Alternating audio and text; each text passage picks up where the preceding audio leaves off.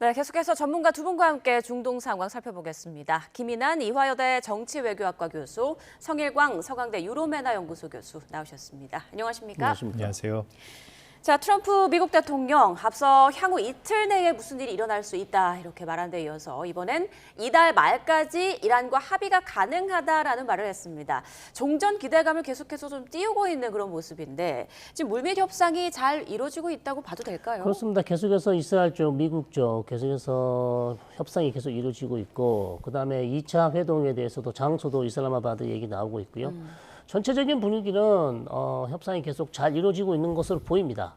그러나 최종적으로 아직 남아있는 부분이 있다. 합의가 안 된 부분이 있기 때문에 이 부분은 이제 2차 회동에서 어떻게 의견차를 줄이느냐가 이제 최종 타결 가능성 여부를 알 수 있을 것 같습니다. 이란 외무부 쪽에서도 파키스탄 중재를 통해서 미국과 계속 메시지를 교환하고 있다. 네. 이렇게 밝혔더라고요. 네. 이란 쪽에서도 지금 협상 의지가 꽤 높은 것 같네요. 그렇습니다. 아심 무니가 뭐 파키스탄 장성이죠. 네, 뭐 육군 참모 총장 이 사람이 직접 테헤란을 가서 여러 가지 미국의 메시지를 전달하고 받아오고 그래서 좀 바쁘게 움직이고 있는 그런 상황이기 때문에 테헤란 쪽에서도 역시 이 휴전을 원하고 있기 때문에 협상에 응하고 있다 이렇게 볼 수 있겠죠. 네, 2차 회동이 언제 열릴지 지금 정확히 나오고 있지 않은 상황인데 장소는 백악관이 발표한 내용에 따르면 첫 회담이 열렸던 파키스탄 이슬라마바드가 될 확률이 굉장히 높아 보입니다. 레빗 대변인이 중재 역할은 파키스탄이 유일하다라고 언급을 했더라고요. 그러니까 미국이 파키스탄에 대한 신뢰가 상당히 높은 것 같습니다. 네, 그렇습니다. 사실 지난 한 일주일 정도 상황을 이렇게 지켜보고 있으면은 외교에서 말하는 행동이나 수사가 얼마나 예측 불가하나라는 걸 볼 수가 있는데요. 특히 뭐 결렬이라고 하고 나서는 지금 다시 이제 회담이 이제 재개될 것 같다 그러잖아요. 그러니까 우리는 결렬이라고 읽고 재개라고 이해를 해야 되는 그런 상황이고 예. 지금 이제 파키스탄 같은 경우가 이제 중재지로서 그다음에 중재자로서 역할을 지금 담당을 하고 있는데 일단 협상 창구의 단일화 측면에서 파키스탄을 이제 선정을 한 걸로 보이고요. 두 번째로 이제 파키스탄이 갖고 있는 좀 흥미로운 위치가 있습니다. 위상이 있는데 뭐냐면 이제 냉전이랑 그다음에 미국이 21세기 초반에 진행했던 테러와의 전쟁 때 물론 미국과의 관계에서 부침이 있었지만은 그래도 파키스탄은 비교적 미국과 함께하는 그런 중요한 파트너 국가였던 측면이 있고요. 그러니까 한마디로 미국에 어느 정도 신뢰가 있고요. 또 그다음에 파키스탄이 이제 뒤에는 또 중국이 있거든요. 예. 중국과 굉장히 가까운 국가고요. 그다음에 또 중국은 또 이란과 굉장히 가깝고요. 그렇기 때문에 어떻게 보면 파키스탄이 지금 적절하게 중재자 역할을 할 수 있는 위치에 있다라고 말씀을 드릴 수가 있겠습니다. 네, 지금 파키스탄 총리가 사우디, 튀르키예, 카타르까지 순방한 뒤 미국과 이란 간의 만남이 이루어질 수 있다라는 얘기가 나오고 있고요.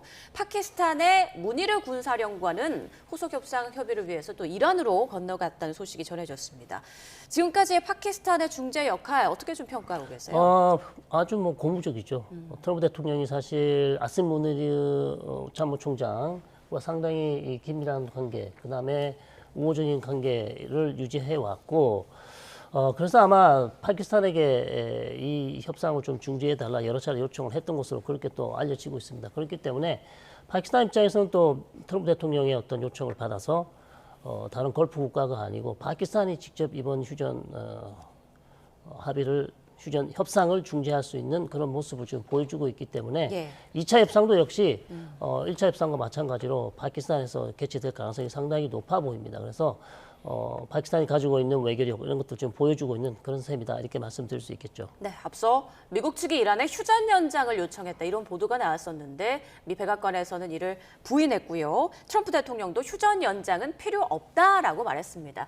그런데 뭐 우라늄 농축 문제나 호르무즈 해협 봉쇄와 관련해서 양측의 간극이 워낙 크다 보니까 우리가 휴전 시한이죠. 21일 전에 이게 타결이 될 수 있을 것인가에 대한 의문은 여전히 남아있거든요. 어떻게 전망하십니까? 네, 그렇습니다. 몇 가지 이제 해석을 해볼 수가 있는데 먼저 이제 미국 측에서는 어디선가 이제 보도가 나왔습니다. 미국이 이란 측에 휴전을 이제 협상을 계속 연장하자, 시한을 연장하자 이랬는데 이제 휴전 연장 요청에 대한 이제 보도가 나오자마자 즉각 부인을 했어요. 예. 이거는 이제 진위를 떠나서 뭐 당연한 행동으로 이제 보여집니다. 왜냐하면 지금 상황에서 휴전 연장 제안을 했다는 것이 만약 나온다면 이것은 사람들에게 아니면 대중에게 이건 불리한 위치에서 지금 협상을 하고 있는 것이 아닌가라고 하는 그런 인상을 줄 것이기 때문이에요.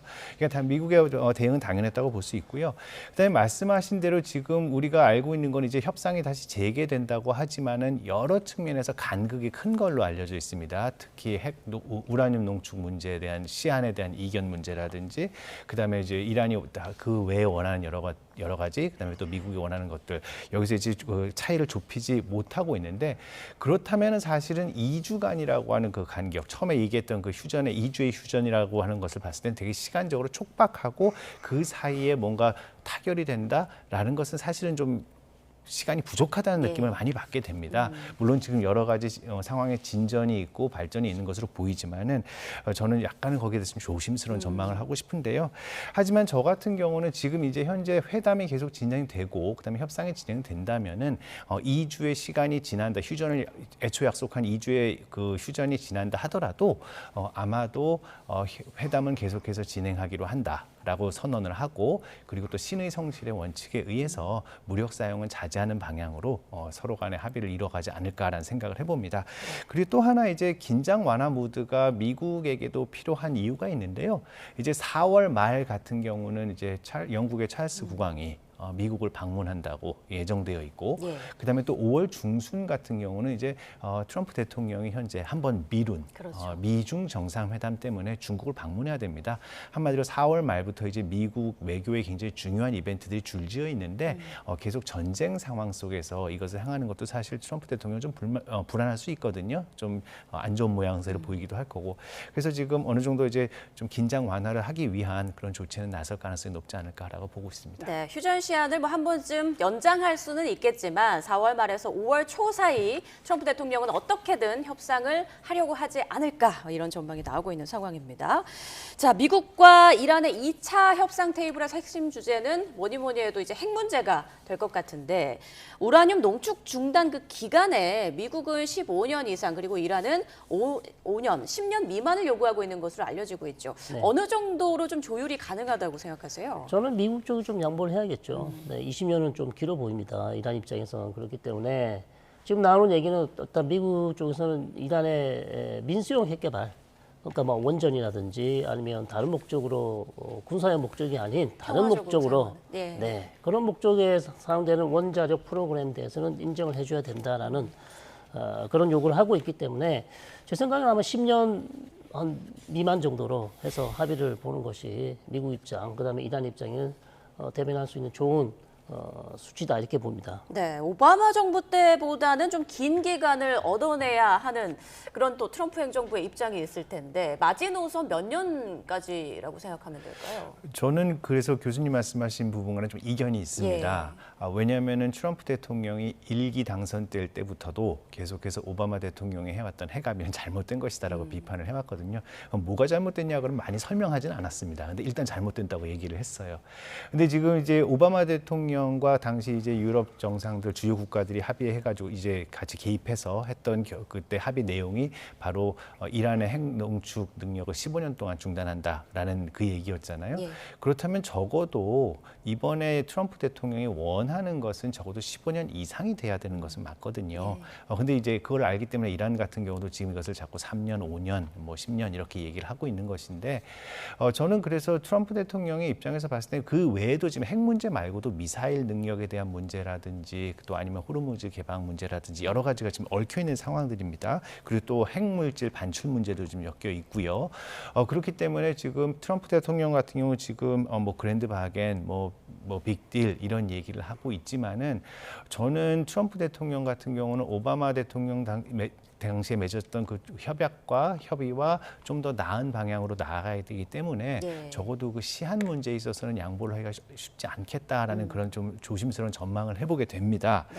근데 우리가 이제 몇 년 동안 이제 트럼프 대통령을 봐온 결과, 트럼프 대통령은 자기가 무엇을 하든 간에 그것은 잘된 것이기 때문에 그 어떤 딜이 만들어졌을 때 그 내용과 관계없이 아마 이것은 하나의 아름답고 큰 딜이라고 스스로 자평을 하지 않을까 그런 생각을 해봅니다. 15년 이하로 협상을 하더라도 역사적 성과이다라고 포장을 할 것이다라는 말씀이시군요.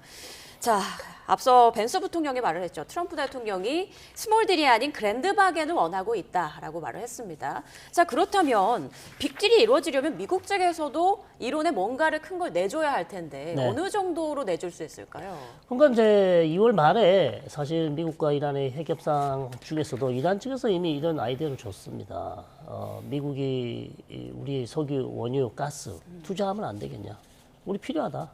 오래됐기 때문에 우리 플랜트 산업, 그다음에 정유 산업 너무 낡았기 때문에 새로 다 바꿔야 된다. 그렇다면 미국이 투자하면 되지 않겠냐 이런 제안을 했었거든요. 예. 그 당시 트럼프 대통령은 거기에 대해 화답은 하지 않았습니다만 지금 다시 이제 그랜드 바겐 얘기가 나오는 것은 결국 핵 문제만 해결되면 미국의 정유 기업들이 얼마든지 들어와서 이란의 플랜트 산업을 바꿀 수 있고 투자도 할 수 있고 그렇다면 이란도 이익을 보고 미국도 이익을 볼 수 있지 않냐.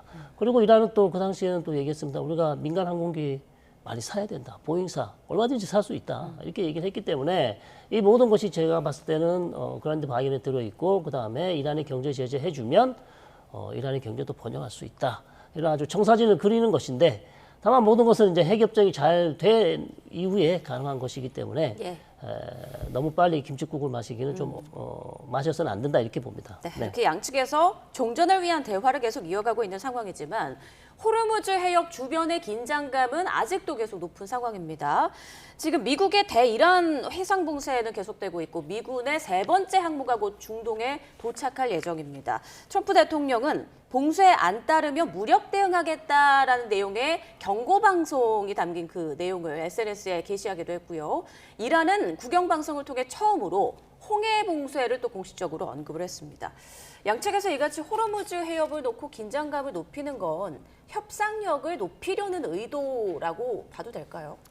그렇습니다. 일단은 지금 이란 같은 경우는 호르무즈 해협이라고 하는 건 내놓을 수 없는 그런 협상 예. 카드고요. 왜냐하면 자기가 원하는 것을 얻을 때까지 계속 이것을 쥐고 있어야지 바게닝 레버리지가 생깁니다. 근데 하지만 미국의 입장에서 봤을 때는 지금 호르무즈 해협으로 인해서 봉쇄로 인해서 이란이 했던 봉쇄로 인해서 지금 전 세계적으로 지금 경제적인 여러 가지 어려움들이 퍼져나가고 있고 또 미국도 거기서부터는 지금 자유로운 상태가 아니기 예. 때문에 지금 미국이 가지고 있는 카드는 무엇보다도 군사력 사용이거든요. 군사력의 우위라고 하는 것.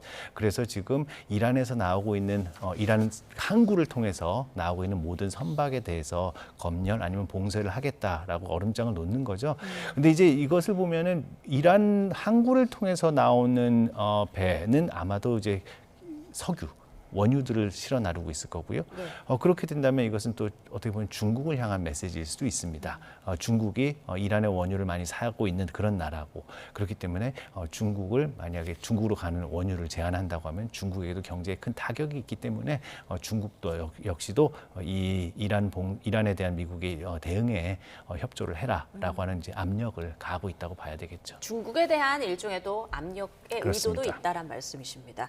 자, 이란에서는 봉쇄 조치가 계속되면 그러니까 미국이 계속 홍해가 아니죠. 호르무즈를 봉쇄한다면 페르시아만과 오만만 홍해 수출입 활동을 용납하지 않을 것이다라고 처음으로 공식적으로 언급을 했습니다.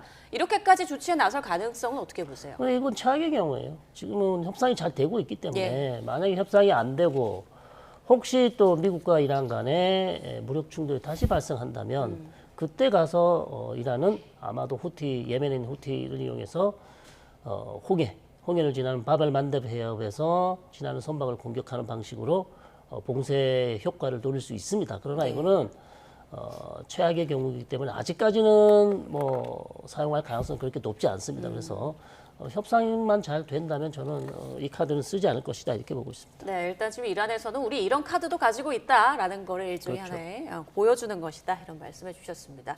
그런데 앞서 호르무즈 해협을 탈출했다고 보도가 나왔던 그 중국 선박은 미국의 봉쇄로 회항한 것으로 알려졌죠. 자, 미국이 중국 선박의 길을 막은 것이 다음 달로 예정된 미중 정상회담에서 변수로 작용할 가능성도 있다라는 일각의 그런 전망이 나오고 있는데 어떻게 보십니까? 저는 그 부분에 대해서는 이번에 회항 사건이 미중 정상회담에 어떤 영향을 줄 거라고는 생각은 하진 않습니다. 예. 아무래도 우리가 지금 현재로서는 좀 더 큰 틀에서 이란과 미국 문제가 어떤 방향으로 가는지에 더 관심을 가져야 된다고 생각을 해요. 이제 지금 현재 미국이 진행하고 있는 역봉쇄죠. 이란의 호르무즈 해역 봉쇄에 대한 역봉쇄인데 이거는 이제 이란과 중국 모두에 대해서 타겟이 된다고 타겟을 하고 있다고 생각을 합니다. 이란한테는 석유 수출을 제한해서 경제적으로 압박을 가하고요. 그다음에 중국에게는 장기적으로 가면은 중국에게 굉장히 불리할 것이다, 경제적으로 안 좋을 것이다라고 하는 압박을 하면서 중국에게 외교적인 압력을 통해서 이란에게 뭔가를 하고 그다음에 파키스탄에게도 하고 이런 식으로 지금 요구를 한다고 보여집니다. 그런데 지금 이제 5월 중순에 이제 미중 회담이 예정되어 있는데 예. 사실 지금 중국 같은 경우는 3월 말 4월 초에 예정되어 있던 미중 정상회담이 연기된 게 굉장히 아쉬운 측면이 있는 것으로 알려지고 있거든요. 뭐냐면은 미국 대통령을 베이징으로 불러들여서 좀 더 중국의 좀 강화된 그런 위상 이것을 보여줄 수 있는 기회로 삼으려고 했는데 그것이 뒤로 연기돼서 굉장히 아쉬워한다고 얘기가 있습니다. 그렇다면은 지금 중국 같은 경우는 또 미국에게서 받아내고 싶은 그런 것들이 있고 미국 역시도 지금 중국에게 대해서 가가지고 해야 될 여러 가지 요구들이 있거든요. 뭐냐면은 뭐 항공기를 더 사달라 아니면 대두를 더 사달라 그다음에 또 하나 남아있는 게 바로 중국이 작년에 1년 동안은 유예하겠다고 해놓은 그 히토류 수출 통제에 대한 것을 계속 안정화시켜달라 이런 요구들을 서로 해야 되는 상황이기 때문에 서로가 지금 필요한 상황이란 말이에요. 예. 그렇기 때문에 오히려 이 회항 문제가 어떤 변수를 작용하기보다는 저는 전반적으로 큰 틀에서 우리가 지금 중동 문제를 좀 보고 미중 문제도 같이 봐야 된다고 생각을 합니다. 그 앞서 중국이 이란에 무기를 지원하고 있다라는 외신 보도가 나왔었는데 이런 가운데 트럼프 대통령이 방송 인터뷰에서 관련해서 이제 시진핑 주석과 서한을 주고받았다고 얘기를 했습니다. 네. 이란에 무기 보내지 말라라고 요청을 했더니 우리 무기 안 보내고 있다라고 네. 이제 답이 왔고 그리고 이 과정에서 시진핑 주석이 나를 뜨겁게 껴안을 거다 이런 또 트럼프 대통령의 말이 있었어요. 네. 이렇게 공개적으로 이런 내용을 말을 하는 건 또 어떤 의도가 있을까요? 이제 트럼프 대통령은 김정은 위원장과 얘기할 때도 그렇고 서한이 서로 오간다라는 이야기를 공개하는 것을 굉장히 좋아합니다. 네. 이제 우리가 그것을 생각을 해야 되고요. 근데 이번에 이제 시진핑 주석 같은 경우는 이제 트럼프 대통령이 무기 보내지 말아달라라는 말에 우리는 보낸 적 없다라고 얘기는 했습니다. 하지만은 이것은 또 액면 그대로 이렇게 받아들이기는 쉽지 않은 측면이 있습니다. 네. 뭐냐면은 직접적으로 중국이 무기를 제공하지 않았다 하더라도 앞서 말씀드렸듯이 이란산 원유를 중국이 많이 수입함으로써 이란에 대한 어떤 제재에 대한 구멍도 내어주고 그다음에 또 이란에 대해서 어떤 재원이 공급이 된 거잖아요. 그럼 이것이 이란이 그것을 바탕으로 해서 이제 군부가 강화되고 여러 가지 무기를 구입하고요. 이런 측면으로 활용됐다라고 생각을 할 수가 있습니다. 그다음에 지금 이번 전쟁이 진행되는 과정에서 우리가 하나 흥미롭게 관찰하고 있는 것이 미군의 움직임, 선박의 움직임이나 항공기 움직임이 민간 여러 가지 추적하는 사이트들에 의해서 정보가 획득되고 그것이 중국으로 보내져서 그것이 중국의 AI를 통해서 이게 다시 역으로 이란에게 정보 제공이 되고 있다 이런 이야기도 있었고 네. 그다음에 또 중국이 음으로 양으로 여러 가지 중국의 정찰 위성을 통한 정보들이 이란으로 가고 있다 이런 이야기를 나오고 있으니까 그냥 이것을 단순히 무기를 제공하지 말라라는 게 아니고 군사적으로 중국이 이란을 도와주는 것은 삼가달라라고 하는 그 의미가 더 강하다고 우리가 해석을 해야 되지 않을까 싶습니다. 그렇군요. 자, 종전 협상 기대감이 커지는 가운데 이스라엘의 움직임이 또 하나 이제 변수로 주목이 되고 있죠. 자, 어제죠. 33년 만에 이제 이스라엘과 레바논 정부 간의 협상이 이루어졌는데 별다른 성과 없이 끝났다라는 보도가 나왔습니다. 그런데 조금 전에 그 알자지라 방송 등 일부 외신에 따르면 헤즈볼라가 휴전에 동의했다라고 지금 보도가 나오고 있습니다. 사실 확인이 좀 필요해 보입니다만 휴전에 동의를 했다면 어떤 의미로 또 읽을 수 있을까요? 이제 휴전이 중요한 이유는 이란이 계속해서 지금 미국과의 2차 협상 조건 아니면 최종 사인하기 전에 반드시 이스라엘이 헤즈볼라에 대한 공격을 중단해야 된다고 요구했을 가능성이 상당히 높습니다. 예. 그렇기 때문에 트럼프 대통령 입장에서는 지금 2차 회담을 준비 중에 있는데 계속해서 이스라엘과 헤즈볼라 간의 전쟁이 계속 이어지면 방해가 될 수 있어요. 예. 그렇기 때문에 말씀해 주신 대로 아마 헤즈볼라가 동의를 했고 그다음 이스라엘 언론도 보시면 한 일주일 정도의 휴전을 할 가능성이 있다. 이스라엘 정부도 그걸 고려 중에 있다 이런 얘기가 나오고 있기 때문에 결국 2차 회동 전이든지 아니면 2차 휴전 회담 중간이든지 반드시 아마 레바논에서 휴전이 될 가능성이 상당히 높다. 저는 그렇게 보고 있습니다. 네, 알자디드 TV에서 방송한 그런 보도한 내용입니다. 헤즈볼라가 휴전에 동의를 하면서 2024년 방식으로의 복귀는 안 된다라고 네. 말한 것으로 전해지고 있는데 이건 어떤 내용인가요? 2024년 복귀는 사실 그때 휴전 당시 그냥 삐삐폭탄 이후죠. 삐삐폭탄이 터지고 나서 헤즈볼라가 상당히 약화된 이후에 이스라엘과 헤즈볼라 간의 휴전 조건이 헤즈볼라가 이스라엘을 공격하는 그런 군사적 움직임을 보인다. 임박한 위험이다. 그것이 간주됐을 때 이스라엘은 얼마든지 헤즈볼라를 공격할 수 있는 권한을 얻었어요. 그러니까 2024년 휴전 이후에도 이스라엘은 계속해서 사실상 헤즈볼라를 공격해 왔습니다. 마음만 먹으면. 그래서 이 부분에 있어서 헤즈볼라는 이해할 수 없다는 거죠. 휴전을 했는데 왜 우리를 계속 공격하냐? 이 부분이 이제 그 당시에 합의된 내용이기 때문에 이번 휴전 합의에서는 그런 것을 용납할 수 없다. 지금 그걸 요구하고 있는 것이죠. 글쎄요, 지금 이스라엘 측의 어떤 공식 입장은 나오지가 않아서 이 휴전 동의 문제가 사실인지는 조금 더 기다려 봐야겠습니다. 이제 어제 네타냐후 총리가 안보관계 장관 회의 후에 그 영상 메시지를 통해 레바논 남부를 계속 좀 공격하겠다라는 취지로 말을 했거든요. 네. 지금 헤즈볼라에서는 우리가 휴전에 동의했다라고 말을 하지만 이스라엘 측에서는 우리는 동의한 적 없다라고 나올 가능성도 있지 않을까요? 네, 그렇긴 한데요. 어제도 아마 안보 내각을 했는데 최종 결론은 아직까지는 하지 않는 걸로 나왔지만 결국 트럼프 대통령이 강하게 압박할 거예요. 그렇다면 이거는 시간 문제라고 저는 봅니다. 네. 미국 트럼프 대통령이 움직이면 이스라엘도 어쩔 수 없이 레바논 헤즈볼라와 휴전 동의를 할 것이다라는 말씀해 주셨습니다. 지금 유럽 국가들에서는 미국을 뺀 독자적 안보 체계 구상에 속도를 내고 있는 것으로 전해지고 있습니다. 호러 문제도 따로 논의한다고 하던데 원래 좀 회의적이던 독일까지 찬성을 하면서 속도에 좀 가속도가 붙었다고 하더라고요. 지금 상황 좀 어떻게 볼 수 있을까요? 그렇습니다. 지금 나토 내에서 이제 미국을 뺀 상태를 상정을 해야 된다. 예. 그리고 유럽 국가들만이 모여서 같이 역할을 강화해야 된다는 움직임이 지금 굉장히 활발해지고 있습니다. 가장 큰 이유는 사실은 그린란드 때문입니다. 이게 트럼프 대통령이 작년 취임하자마자 그린란드를 미국이 원한다는 얘기를 했었고 올해 초에도 그런 얘기를 했었고 그리고 또 이번에 호르무즈 해협 문제 그다음에 이란 전쟁에서 유럽 국가들 나토 동맹들이 도와주지 않으니까 이제 나토에 대한 또 회의론까지 얘기를 하면서 유럽 국가들이 느끼는 그런 불안감이 지금 굉장히 커졌거든요. 이제는 유럽에서 나토가 있다 하더라도 미국이 역할을 담당하지 않을 수 있겠다라는 그런 우려가 지금 커지고 있는 겁니다. 사실은 이제 나토에서 유럽 국가들이 더 많은 역할을 해야 되겠다라고 하는 것을 미리부터 얘기했던 나라는 프랑스예요. 그런데 방금 말씀하신 것처럼 독일 같은 경우는 좀 여기에 대해서 미온적이었습니다. 그 이유는 두 가지입니다. 첫 번째는 프랑스가 주도적인 역할을 하는 게 좀 불안한 거고요. 두 번째로는 독일 같은 경우는 오랜 시간 동안에 유럽이 만약에 더 많은 역할을 나토에서 한다 그러면 미국이 발을 뺄 수 있는 구실을 제공한다라는 그런 논리를 세워왔어요. 근데 지금 다만 상황이 돌아가는 것을 보니 이제 이것을 계속해서 주장할 수 없는 상황이 된 겁니다. 왜냐하면 미국의 어떤 커미먼트를 이제 정말 신뢰할 수 없는 그런 상황이 됐기 때문이죠. 하지만은 지금 유럽 국가들 같은 경우도 자기네들만의 그런 어떤 고민들이 굉장히 많습니다. 미국에 그동안 많이 의존을 해왔던 지휘 체계라든지 뭐 위성 능력, 정찰 정보, 그 다음에 또 미사일 경보, 그리고 무엇보다도 해구산 문제가 있거든요. 그러면 과연 지금 유럽 국가들끼리 힘을 합쳐서 러시아라고 하는 위협을 잠재적 위협을 대응할 수 있겠느냐라는 그런 문제가 있고요. 하지만 일단은 지금 시간이 있고 빨리 움직여야 되겠다라는 생각을 하면서 지금 유럽 국가들이 같이 움직이는 건데 그래서 지금 현재 나오는 이야기는 영국, 프랑스, 그다음에 여러 나라들이 이제 호르무즈 지역에서 안정화가 이루어지면은 그 이후에 나와야 되는 게 지금 이란이 지금 매설해놨다고 하는 그 기뢰들이잖아요. 이것을 해체하는 작업서부터 지금 우리가 먼저 나가야 되겠고 같이 힘을 합쳐야 되겠고 그 다음에는 항행의 자유가 보장될 수 있도록 군함들이 파견되어야 되겠다라고 하는 것에 지금 총의가 이루어지는 상황이라고 합니다. 그러니까 이것은 우리가 앞으로 어떻게 될지 좀 지켜봐야 될 것 같습니다. 자, 마지막으로 트럼프 대통령 관련 질문 좀 짧게 드리겠습니다. 앞서 자신을 예수로 묘사하는 AI 영상을 올렸다가 신성 모독이라는 거센 비난에 휩싸이면서 내리지 않았습니까?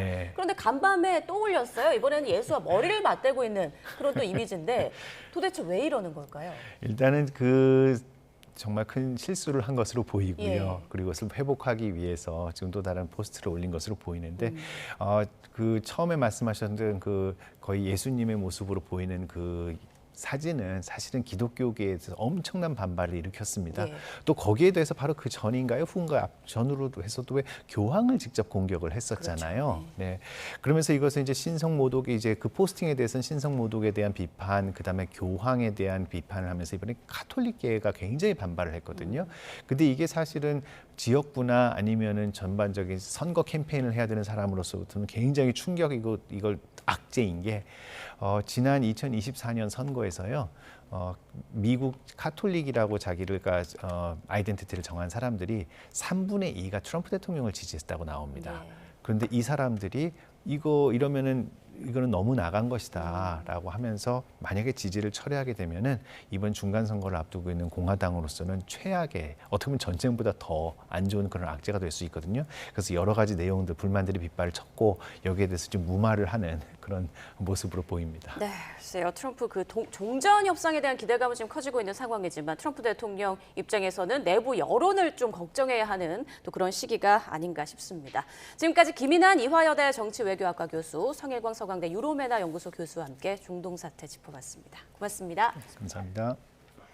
일본군 위안부 피해자들을 기리는 평화의 소녀상을 모욕해 논란이 된 미국인 유튜버가 편의점에서 난동을 부린 혐의 등으로 실형을 선고받았습니다.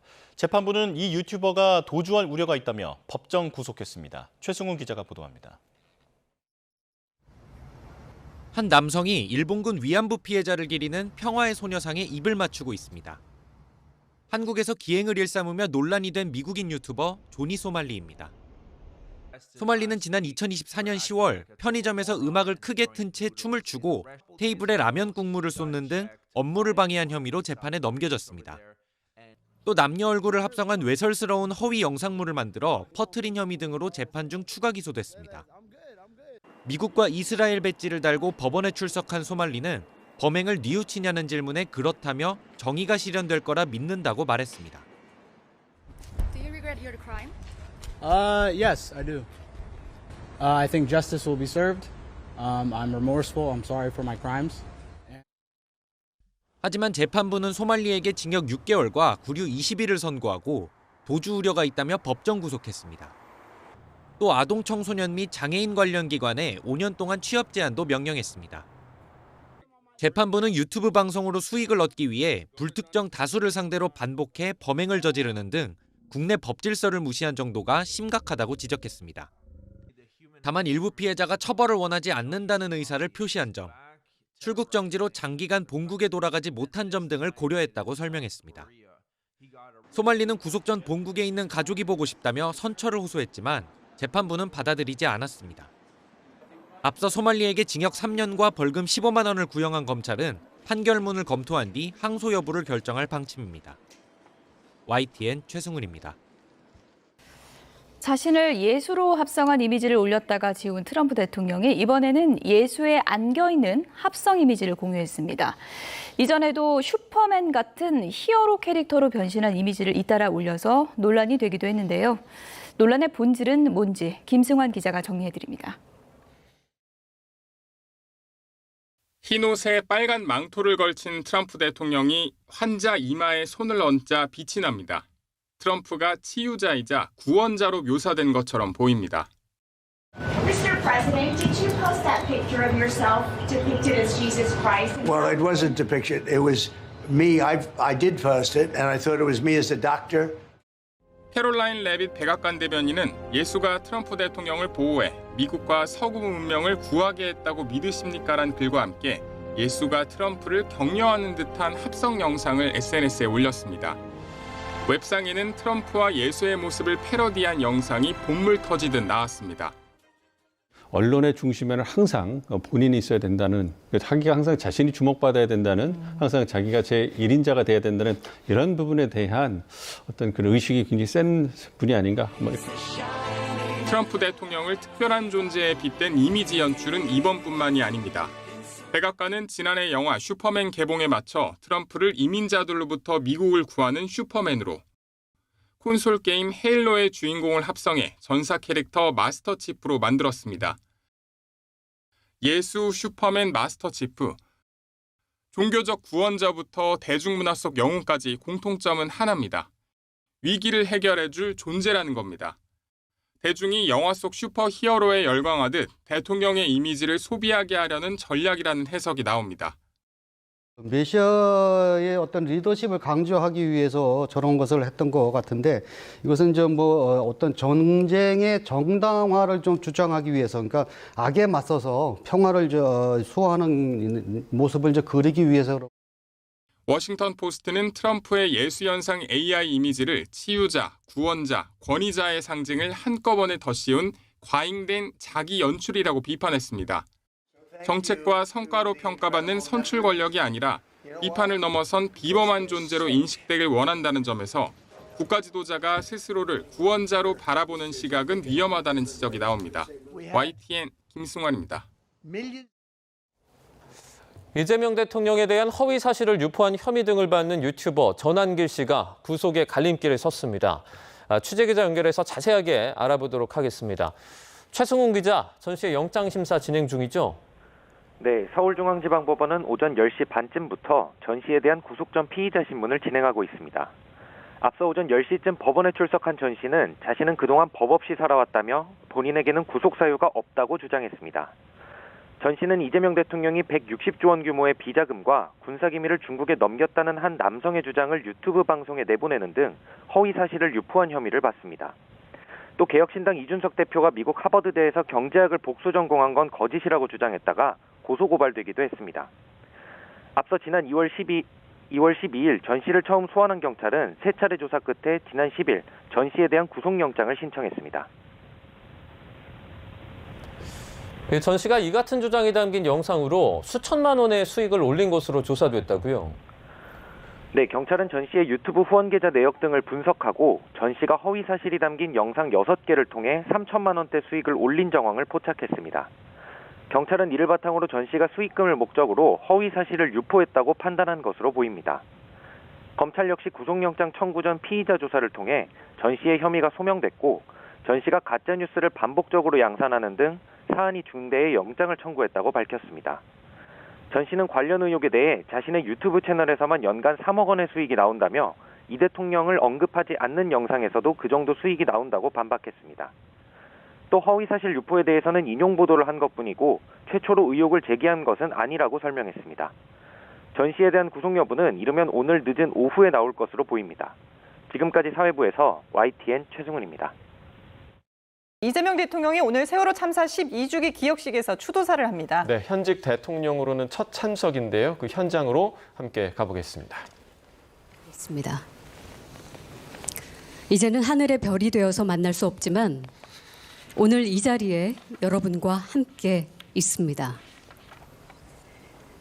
제 뒤에 이 무대에 보이는 리본을 자세히 한번 바라봐 주시길 바랍니다. 그 눈부셨던 봄날에 우리 아이들의 교복에 부착되어 있던 노란 명찰입니다.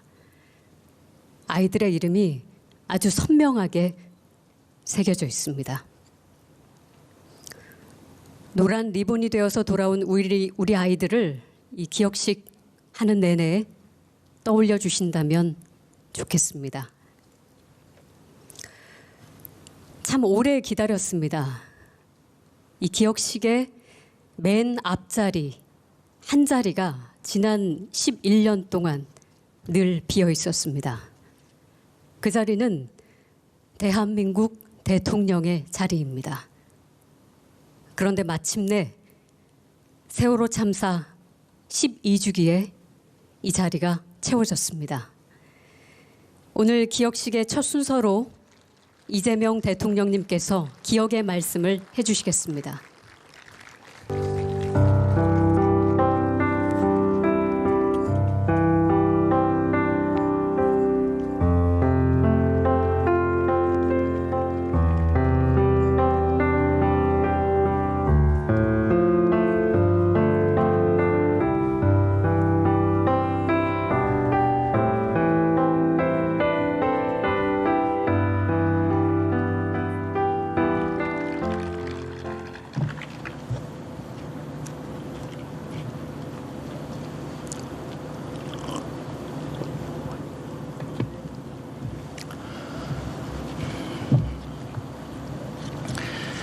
존경하는 국민 여러분, 그리고 4.16 세월호 참사 유가족과 피해자 여러분, 또다시 4월 16일이 되었습니다.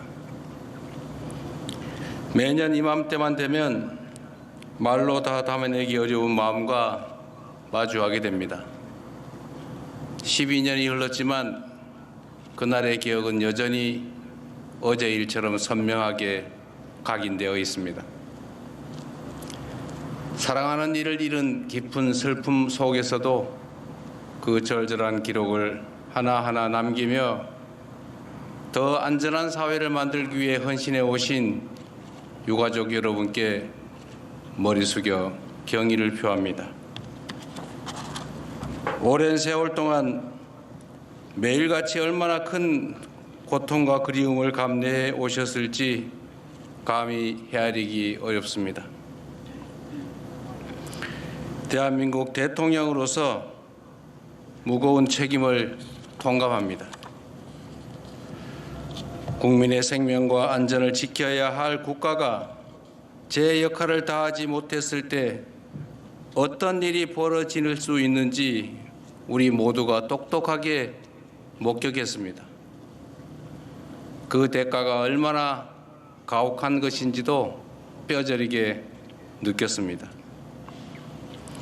그날의 가오와 그 무거운 교훈을 한시도 잊지 않으며 다시는 같은 일이 반복되지 않도록 반드시 그렇게 만들겠다고 다짐합니다.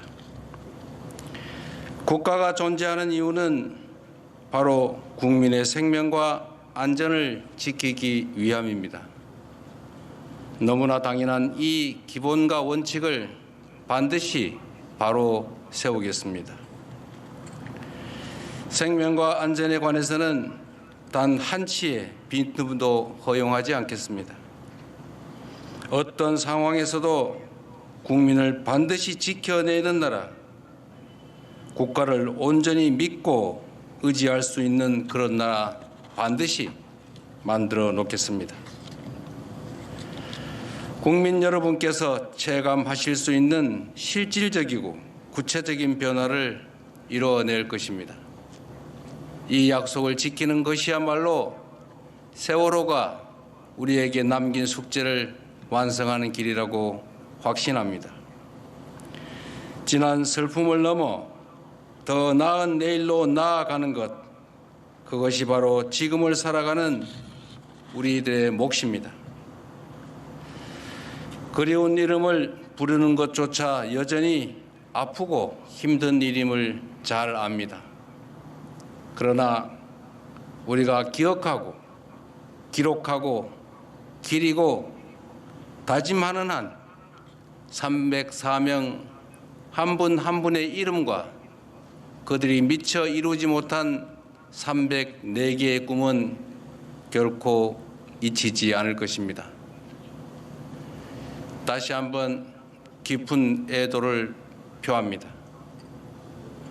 기억하겠습니다. 잊지 않겠습니다.